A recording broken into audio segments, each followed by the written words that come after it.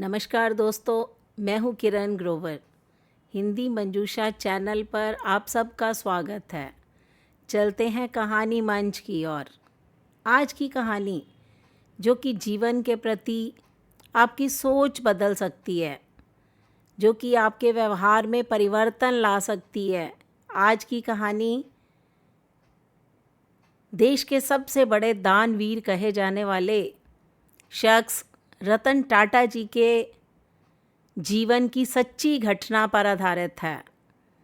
रतन टाटा जी जो कि अभी थोड़े दिन पहले दिवंगत आत्मा हुए, तो सर्वप्रथम मैं रतन टाटा जी को श्रद्धांजलि अर्पित करती हूँ।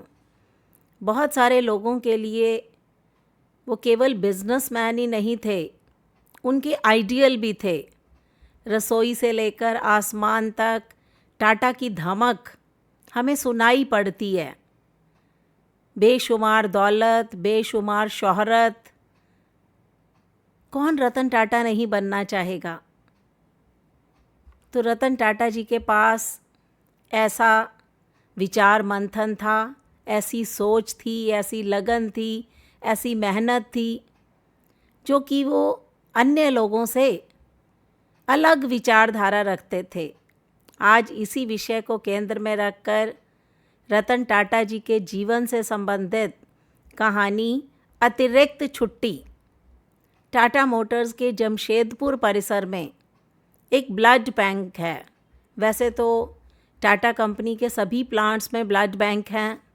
यही नियम टाटा स्टील में भी लागू होता है।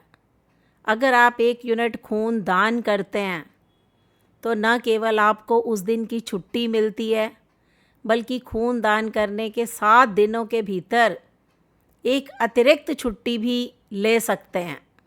कई कर्मचारी इसका उपयोग छुट्टियों को बढ़ाने के लिए करते हैं, इसलिए छुट्टियों की कभी कमी नहीं होती। यह कहने की ज़रूरत नहीं कि इस नीति के कारण टाटा कई मान घंटे खो देता है।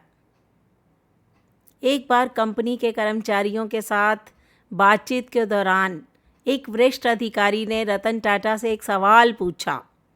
लोग इस नीति का अनुचित लाभ उठाते हैं, इस कारण हमें कई मान घंटे का नुकसान होता है। खून 24 घंटे के भीतर फिर से बन जाता है, यह तो आपको भी पता है।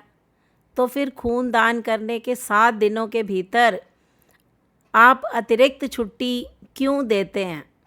रतन टाटा जी मुस्कुराने लगे, जैसे कि वो हमेशा अपने स्वभाव के अनुकूल व्यवहार करते रहते हैं।